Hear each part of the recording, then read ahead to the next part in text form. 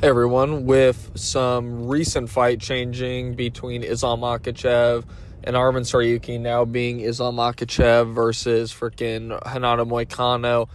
I've already made a video explaining that fight, talking about it. It's more simply about Islam Makhachev, as a big thing I've always heard for criticism is where his legacy kind of sits. I've levied it a little bit, but also understand that this guy is a phenomenal talent, a generational talent as well. One of the best fighters, the pound for pound number one, 100%. But when you look at just some of his fights and you kind of get the more in context, it kind of adds a lot of questions, and it really shows this guy's kind of been unlucky a lot of these times when it comes to matchups. Just to start with, it took him a while to get really an opponent that was kind of challenging to him, or not challenging, higher up in the rankings, or at least a good name for his resume, because he had guys like Drew Dober, he had Thiago Moises. The thing is, just one, Thiago Moises, I mean, he struggled in that fight. That was a main event. He took him till the fourth round, and Thiago Moises just isn't amazing. I know he's coming off a win as of right now, I believe, but it's win one, lose one, win one, lose one for this guy, and it's not an amazing win. He might have been in the rankings one time, but not a crazy win. Drew Dober is a pretty decent win, but it's not one of those like when you're gonna look back on someone's legacy and be like, this guy beat Drew Dober. And then later on, he got Dan Hooker. Dan Hooker was really the first major name he got. And the downside was it was short notice. I believe at the time, I forget the number for the card, but I know it's a card that Glover Teixeira won the light heavyweight title. Peter Yan versus Corey Sandhagen was on it. Hamzat Chimaev versus Li Jingliang. Whichever card, it might have been like 277, 26. I don't remember which one it was. It could have been one of those. Point is, he was supposed to fight, I believe, Beneil Dariush. Poor Beneil Dariush, by the way, of just this fight cancellation. But he was supposed to fight Beneil. Beneil gets injured, and then Dan Hooker steps in. I think Dan Hooker's coming off a win, and it's on like a week's notice. So he has no like ground training right now or preparing to like defend against Islam. And he gets Kimura in the first round. You know, impressive still. Like, I feel like a lot of fighters still would have struggled to do that first round. The point is, it was a good win, but with a little bit of the context, not amazing considering the short notice. And then his next fight, which is a fight he won that got him a title shot, and you'd be thinking it'd be a guy in the top 15. What if I told you he wasn't ranked, and it was on short notice? It was against Bobby Green, who, yes, Bobby Green did go on to get ranked at one point after that fight, after beating Grant Dawson, I believe.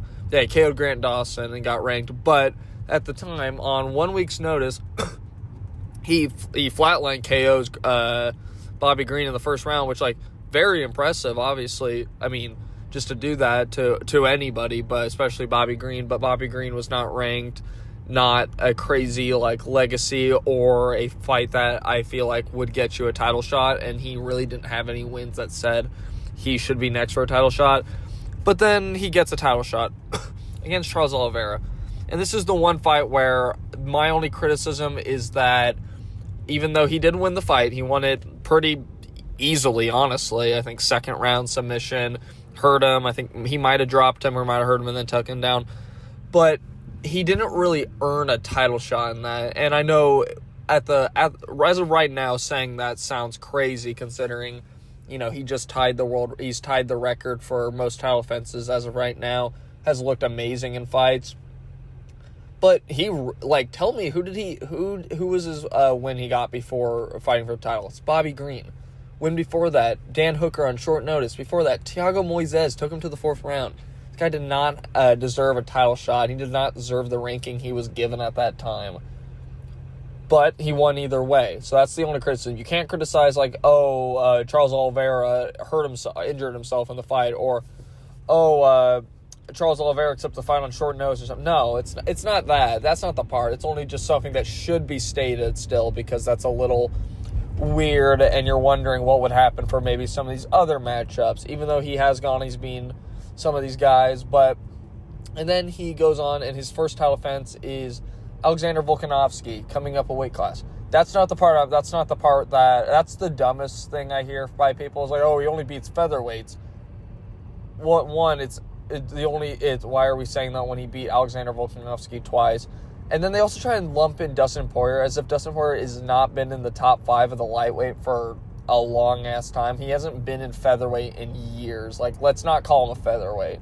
This dude was cutting too much weight at featherweight, went up a weight class where he's still cutting a lot of weight. Dustin Poirier's not a fucking featherweight. Stop. He's tall for a fucking featherweight as well. He's 5'9", I believe. Might be 5'10". I don't remember. Thing is, the Volkanovski fight was incredibly close, and in certain moments, it looked like Alexander Volkanovski was in really no danger. And if you go by how both looked at the end of the fight, you would think Volkanovski won, but he didn't win the fight. And I know at the time people were saying robbery. I didn't think it was a robbery, but I know a lot of people did, and it's changed now where it's, Islam won that fight pretty clearly. But in a lot of the big moments, people remember Alexander Volkanovski, like, yelling while fucking Islam's taking his bag. That's fucking crazy. But he beats Alexander Volkanovski by a very, very, very close decision. And then he fights freaking Volkanovski again. I thought there was a fight between... No, it's Volkanovski again. He was supposed to fight Charles Oliveira in Abu Dhabi again. And then Charles Oliveira got a cut, and he had to pull the fight. And on, I believe, a week's notice, Volkanovski stepped up again. He did have a fight in between. He had Yair Rodriguez in between that. Thing is, a week's notice for Volkanovski did not end well. Whereas the first fight was really competitive. This fight was actually really sad, as a head kick KO is what took out Volkanovski in the first round. Brutally put him to sleep and started his decline right now. Sad to see. But, short notice win, very short notice win against Volkanovski. Volkanovski also, now you can use the coming up a weight class thing as well. Because in the first fight, he was prepared for lightweight. Like, he was bulked up. He was Volkanovski, is all I can say. That was an awful joke. And then his next fight, yes, Dustin Poirier is a really good fight, and you didn't have the criticism of a short notice fight, a guy coming up a weight class. You had top 3 contender Dustin Poirier accepting the fight, coming off one win against the number 11 guy. And I know I picked Benoit Saint-Denis to win that fight. That doesn't matter. I thought Benoit Saint-Denis was going to win. Just because he beat an up-and-comer, which is the whole... people were like, oh, he took on Benoit Saint-Denis. Good, he was supposed to. It's an up-and-coming guy. Dustin Poirier has not fought a contender that wasn't already in the top 5 that just that entire time period when these guys weren't taking fucking fights with contenders, and now it's fucking Michael Chandler who's the fucking epitome of that. But that's the big critique. He was coming off a head kick KO, another head kick KO, from Justin Gaethje. And it was also weird just because at the time, Charles Oliveira was fighting Arman Tsarukyan at UFC 300. Arman wins that fight, and then below that was Justin Gaethje, who's the guy who KO'd Dustin Poirier, fighting Max Holloway coming up a weight class, and Max Holloway wins that. So you had 2 lightweight guys who could honestly argue for a title shot, but literally the same night as that card, Dustin Poirier versus frickin' Islam gets announced. Fucking stupid, in my opinion. Should have waited.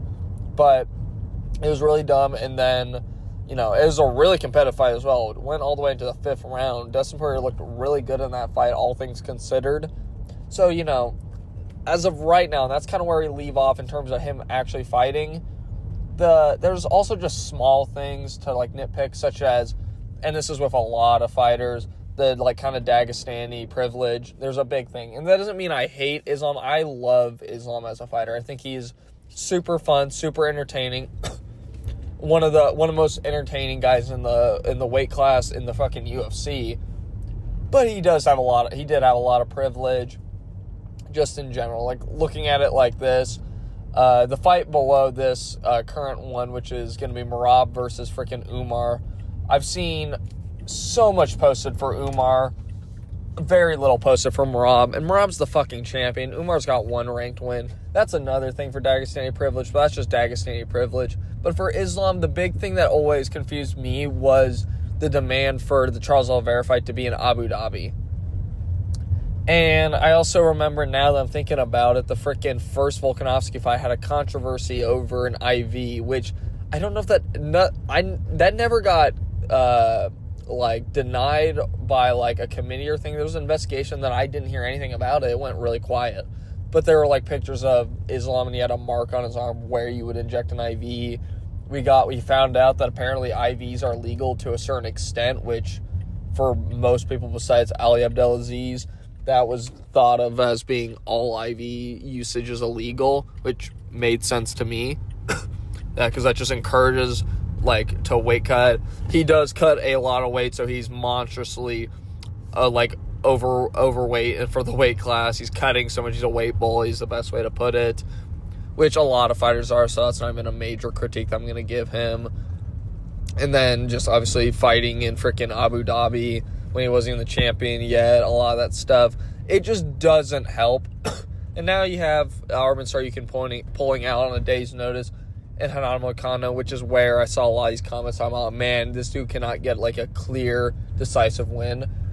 I don't really agree with it for this fight. Yes, to an extent, but you can't hold this against him. One, because Renato Moicano has been training for a fight the same night. This isn't like Dan Ige stepping up on 4 hours' notice to fight freaking Diego Lopez, where Dan Ige was preparing for a fight, but it was going to be way later on, so he wasn't fully into the training camp yet.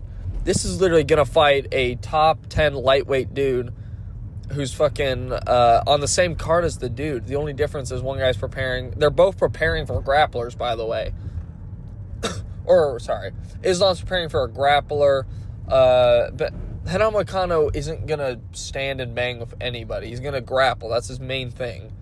So you can't really use that as a major critique, as this is probably one of the clearer fights he can have on this short of notice. A guy like Max Holloway stepped up. He's like, I'll fight him. And they made that fight. Then you could say it. But it's not really for this fight. But I just kind of want to talk about this because I don't exactly know where to put him in his legacy, because I wholeheartedly, 100% believe he is better than Khabib Nurmagomedov. And there's multiple reasons. Just technically, I know Khabib has been more dominant, but he's also not fought guys like fucking Volkanovski and Oliveira. I've never seen a guy shut down Oliveira, the current Oliveira, not like when he was win one, lose one, lose 3 in a row, I think, at one point, guy. This is ending at the time tied for longest win streak at lightweight, Oliveira. And he freaking just rocks him, walks through him, treats him like fucking just any other fight. That was insane, and submits him, which is crazy. Even Arman, who's beaten him, literally struggled on the ground at points, and it was a very close fight at points. Not a robbery, but a very close fight. And KO'd fucking Beneil Dariush with I think a fucking head. He might. I don't remember what he did. So he's beaten Oliveira, who already is a pretty bad matchup in terms of just submission threat, which is something Khabib never faced. Name one dude who had a submission threat, a major submission threat, where he was more of a submission fighter than a fucking striker. I'll wait. That's already one. And the other one is Volkanovski, who's one of the greatest fighters of all time, arguably the featherweight GOAT. It's insane that he has 2 wins over the guy. I know one's on short notice, but still. Freaking Khabib doesn't have that. But you also get into the thing of, it's people argue Islam had to fight a guy coming over weight class, he had to fight a guy on a short notice. Dustin Poirier was on a 1-fight win streak, and Khabib beat him more dominantly. I mean, and that's another thing, is people are talking about Khabib beat Dustin Poirier more dominantly. And technically you're correct, because I don't remember Khabib taking Dustin to the 5th round and making it that competitive a fight. And also, Dustin Poirier's a lot older and only on a 1-fight win streak against Islam. But I don't remember Islam getting put in a super crazy-ass tight guillotine like fucking Dustin Poirier did to Khabib. I'll leave it there, and then there's just other stuff fucking... You want to talk about Khabib or Islam getting a title shot off of a Bobby Green win? How about fucking Khabib winning the title off of fucking Al Iaquinta on a day's notice or 2? That's fucking crazy to me, but I don't know. It's insane. It's hard. I struggle sometimes because my opinion on Islam's legacy changes constantly. Like, Arman was supposed to be, if he beat Arman, he was supposed to be it was supposed to be his big win that made it where there's no doubts about it if he did win. And now he can still break the lightweight record for title defenses, but I think some people are still trying to argue that Khabib is the GOAT. And that's crazy because I feel like Islam, for how talented, how good, how skilled, how hardworking, how dedicated, how good he is, he's just been unlucky with fights falling out, certain matchups, all that. But that's really all I want to talk about. Bye.